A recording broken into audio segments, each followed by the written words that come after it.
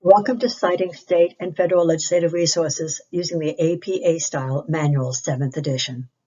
Today we are going to cover exactly what is legal citation according to the APA 7th edition style manual. We are going to talk a little bit about the legislative process, how to cite the different types of legislative documents that are part of that process, and we're going to start with a bill that is introduced during the legislative or congressional session. Then we're going to discuss how to cite that bill once it has been codified as law or a statute or embodied in an administrative code. Finally, we're going to examine how to cite analyses and model acts. Citing materials in APA begins with the Bluebook, a uniform style of citation published by the Harvard Law Review Association, the Columbia Law Review, the University of Pennsylvania Law Review, and the Yale Law Review Journal. The Bluebook addresses all forms of legal and non-legal materials with a standard format and standard abbreviations for state names and for commonly used words and phrases. Legal citations, APA style, also use the Bluebook state, word, and phrase abbreviations, so it requires you to become familiar with both style guides. As you can see from this table, there are major differences between APA 7th and the Bluebook. These include what items are cited. APA has formats for journal articles and books. Bluebook does not. How items are placed in the reference list and in text. APA uses author. Bluebook uses title. How versions of the work are cited. APA uses the exact version of the document you are looking at. Bluebook uses the official version. And it uses standard abbreviations. Bluebook has many more abbreviations for common legal entities, words, and states. Also, how the references are formatted, end of document versus footnotes, and a single form for a citation versus long and short forms. APA also requires the use of a DOI or URL if available. Bluebook does not. So now look at the legislative world. The legislative process occurs during the legislative session. During the session, legislation may be pending, in that it is under review by the House or the Senate. It may be passed, in that both the House and the Senate have agreed it should become law. Once legislation has become law, it is published in the state or federal statutes. Once it is published as statute, it is also published in a state or federal administrative code.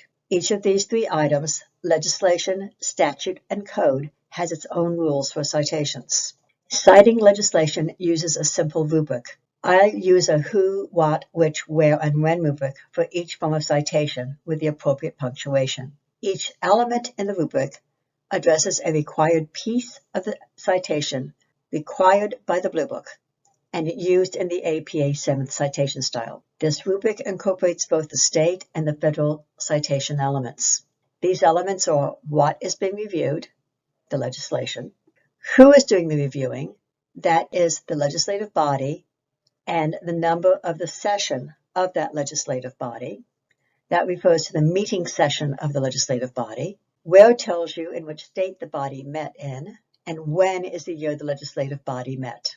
APA 7th requires you to use the URL of the official site, whether it's the state legislature site or a federal government site. You should never use a professional association site or any other website that has simply copied and pasted the legislation onto their website.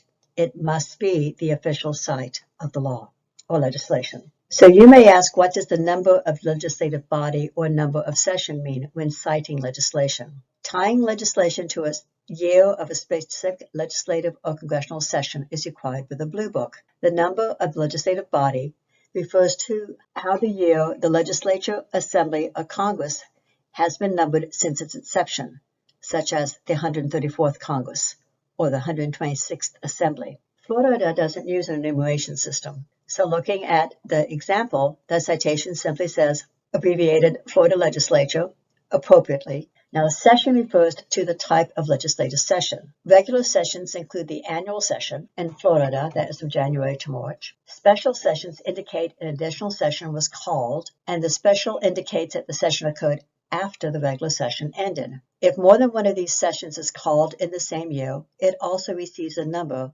so people can track in which one of the sessions a specific bill or legislation was addressed.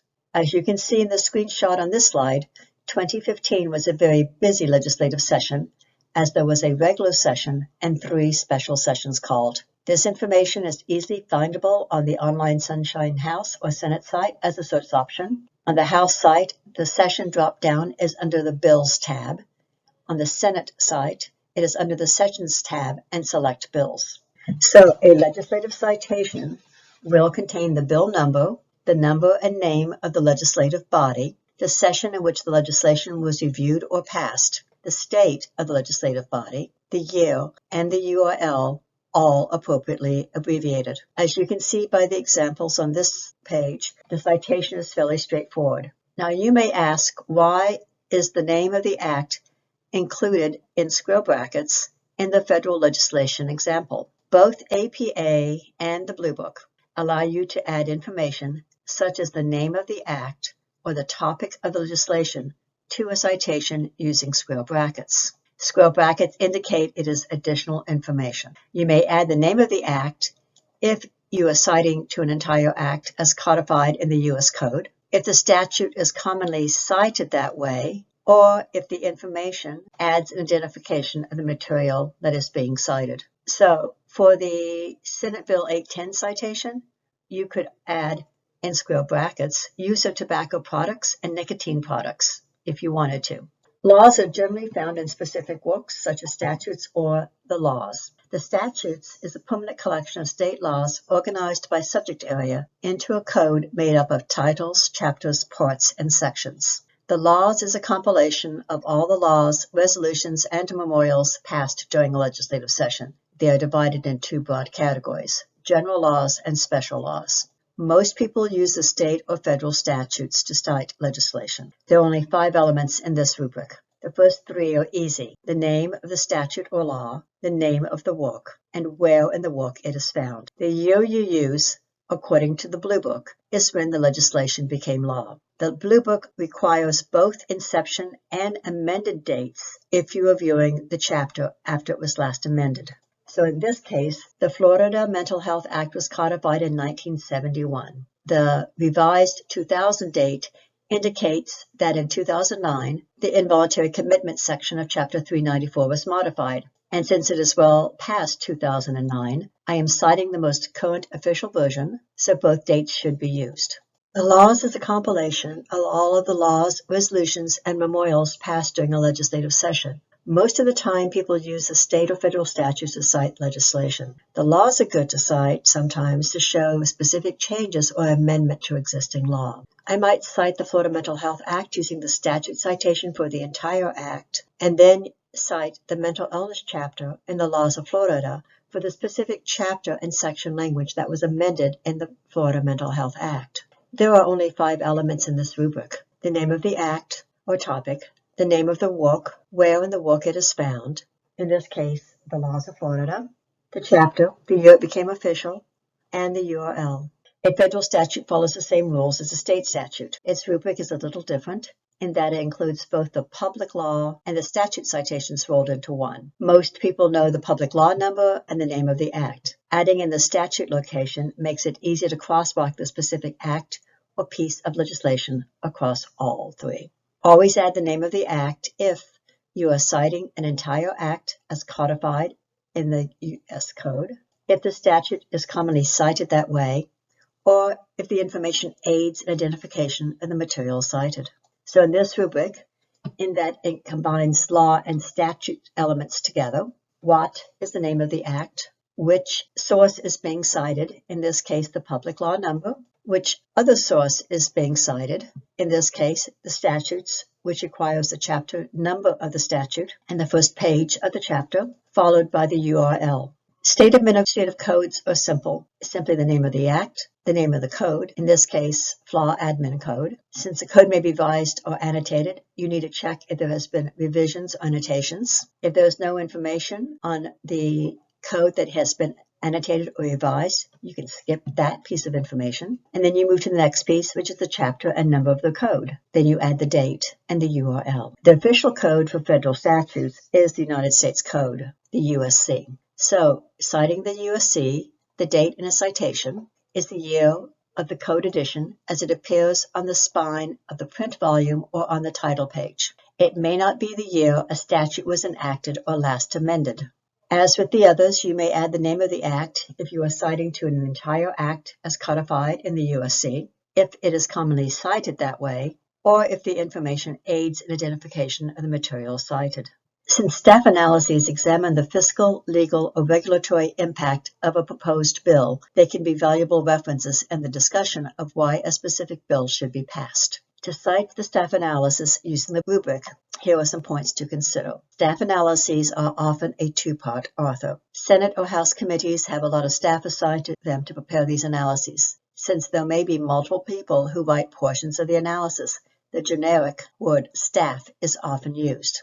In addition, the name of the committee or subcommittee who asked for the analysis will be part of the author name. This is important because a bill may be assigned to multiple committees or subcommittees for review, and you want to reference the right analysis for a specific committee. So for this example, the first part of the author name is staff. The second part of the author is the name of the committee or subcommittee. And because legal citations follow the Bluebook legal citation style, you need to use the appropriate Bluebook abbreviations. In the case of a Florida Senate committee, we use FLA, S. We use the name of the committee and subcommittee as written, Health and Human Services and Health Quality, and we abbreviate committee and subcommittee as COM period and subcom period, respectively. So the author name is Staff of Florida Senate Health and Human Services Committee and Health Quality Subcommittee. Titles may also be a two-part title. The first part will be the bill number, the bill title, and the year of the session. So here we have the author is a staff of, name of committee or subcommittee, the committee information, the number of the bill, name of bill, and date. That information is generally found in the upper left-hand corner of the staff analysis, as in CS/CS/House Bill 6007, Direct Care of Workers. The year, the title of the analysis, which is found at the top of the document, House of Representatives Staff Final Bill Analysis. The version and date of analysis, since staff analyses may have multiple versions, which will be identified by a version number, such as a draft number, and the date. If there is a version, as in the example, the word final in the title goes in this section. The location of the report, and since you probably found the staff analysis on the legislature's website, you use the URL of the virtual version of the analysis. If you acquired a paper copy from the committee, you would note it as on file with committee in parentheses. APA allows you to add more information about a source in the citation to clarify the citation. However, it must meet the Bluebook standard as well. So if you're going to add more information, you must use square brackets to indicate it is not required by the Bluebook citation style. So in this case, we've added direct care workers to the end of the citation after the URL.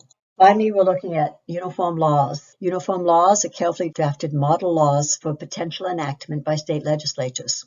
Uniform laws are authored by the Uniform Law Commission, the ULC. Model legislation may also be a model act or a model code. Model acts are generally used as a basis for designing state laws. They are rarely enacted in entirety. Model legislation may be proposed by any individual organization, such as the American Bar Association, the American Law Association, and ULC.